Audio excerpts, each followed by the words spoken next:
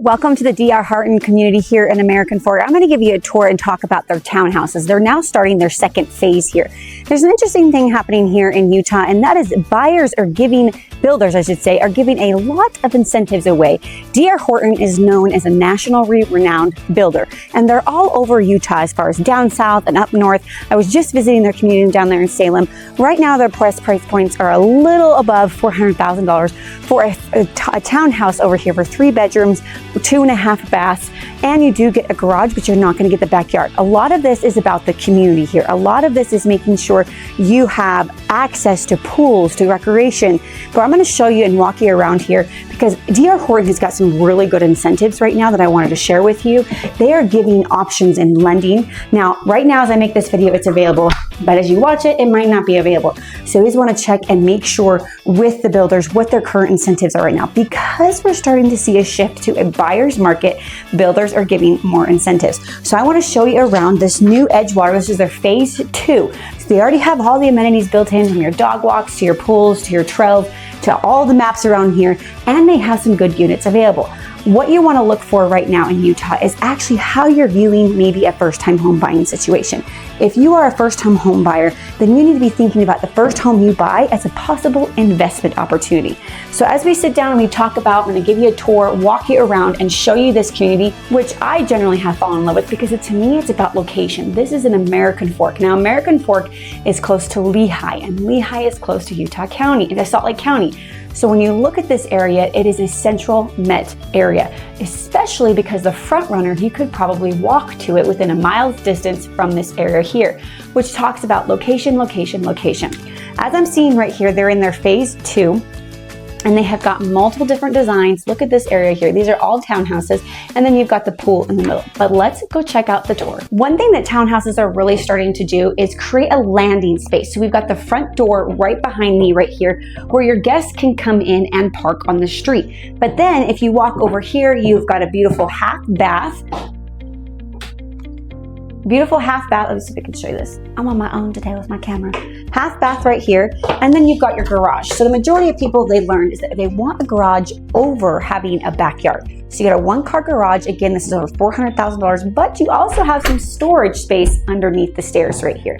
Let's go upstairs because I want to see what your opinion is going to be of this layout. So it's kind of like a 2-story layout, but it's got 3 levels to it because that one's basically a little bedroom, a bathroom, half bathroom, and a garage space. But then when you come up here, this is the view that we're seeing here. You walk through here and this very long island here.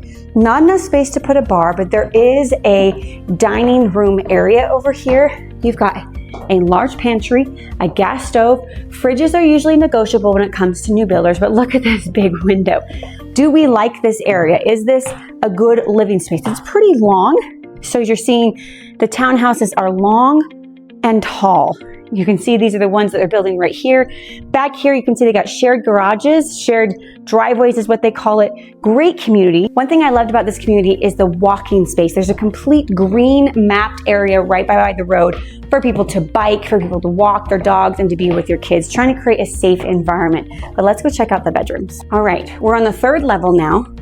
You have got, this is probably your primary bedroom right here with a nice big window with the attached bathroom. Nice little walk-in closet, 1 little vanity, and a bath. Good little space right there. Then down here, oh look, this is probably the primary. Let's see. Primary, about the same size. You get a larger tub though, and this one a little bit more of a soaker tub. Then you do have a walk-in closet, so you could actually make either one of these the primary, kind of what you want. It is the 3 bedrooms. The one is on the main floor downstairs if we saw that one. And then you're going to have more storage and then your laundry space right here. So about 5 years ago, American Fork started building townhouses like this, and it was a huge controversial here in Utah because it gives a city living vibe. Whereas American Fork was really known for their farmlands, for small areas. I grew up in this area. I'm very familiar with the old American Fork used to look like. But now that American Fork has the transit system, we're starting to see it more as a metropolitan area, kind of like Lehi trickling into this area over here. I just want to know what you think. Is American Fork going to be an up-and-coming city? It's becoming quite expensive and very comparable to Lehi as well, which is why a lot of people are being pushed out towards the Salem, Spanish Fork, even down to Eagle Mountain and Saratoga Springs for price point because they want more land. You're not going to find land with new builds nowadays, but because the builders are giving good incentives right now, we're starting to see builders up on the rise. As builders start giving more incentives to their buyers, something is starting to happen in the market as far as existing homes and sellers. We're starting to see concessions. We're starting to see sellers closing costs, giving closing costs to the buyers. Does that mean that Utah is turning into a buyer's market? There's a lot of different people saying that Utah is going to be part of a housing crash. They're looking at the numbers. They're seeing that we have more inventory than we actually have buyers in line to go forth. We also know that the feds are wanting to adjust some of the interest rates. So there's a lot of movement of something's got to give right now in the real estate market, especially for the first-time home buyer. The first-time home buyer will begin to affect the sellers who are up here, because if first-time home buyers can't buy, then people who are in their third, fourth home also cannot move. It all affects the chain of the housing market. So I want to know what you think is going to happen in the housing market. I'm not one of those realtors who wants to spike fear in you. I don't want to say, oh my goodness, don't buy a house right now, because really it comes down to a personal matter and a personal decision. The best rule of thumb that I have lived by is, number one, if you can afford a home, then you should buy the home, because it is a really good investment for long term. Number two, if you are able to afford the home, then make sure you can stay stable in that home. Even if the housing crashes, you still own the asset. Whether you feel like you're under it in the equity or not, you still have momentum to be able to move forward. So if you don't want to live in that house and you want to move on, there are ways to access that equity to keeping it a rental so that you don't go under within that home. There are strategies out there to be successful in real estate, and that's why I like to teach people, don't worry about the fear-based things. I'm seeing a lot of realtors here on YouTube talking about fear-based things. Don't buy now, don't buy now, don't buy now. Here's the deal.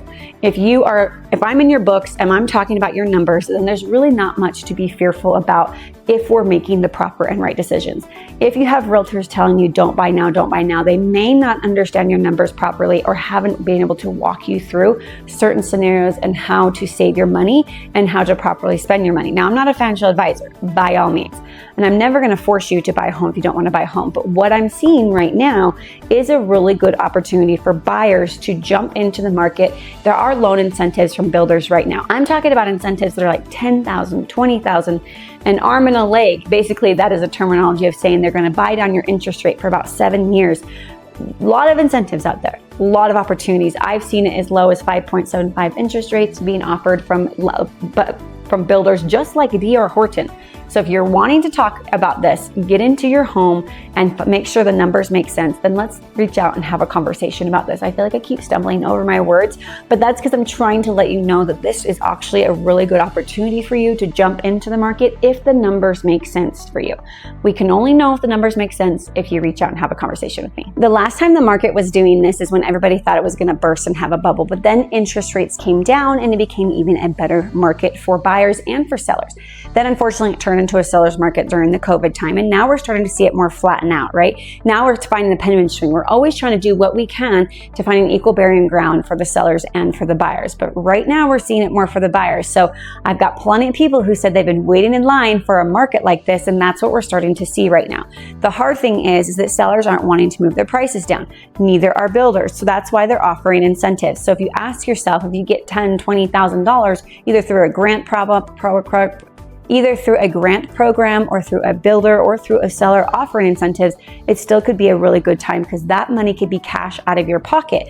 It's very hard to find credit unions or banks that are willing to offer a no down payment assisted loan right now, which is why there's federal grant programs out there that we could look into. I want to know from you what communities you want me to be visiting next. There's plenty of builders out there with huge communities with good incentives, and a lot of them who are in their first phases. This particular one right now is in its second phase. If you can catch builders in their first phase, the opportunity for growth and equity exponentially grows faster. But this one's really about location and understanding. You're right next to the metropolitan metropolitan area. You can jump on the front runner and have a job in Salt Lake City.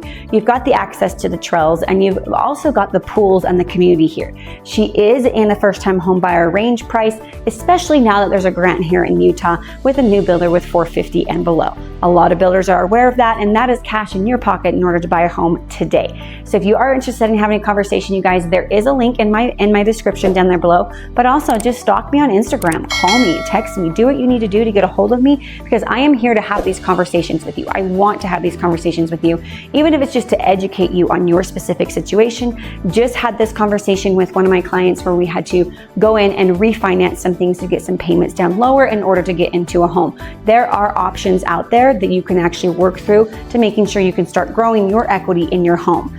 I know getting in is the hardest part. So if we can find a way for you to get in, then staying in the home is usually the easier part. But until then, you guys, I will see you in my next video.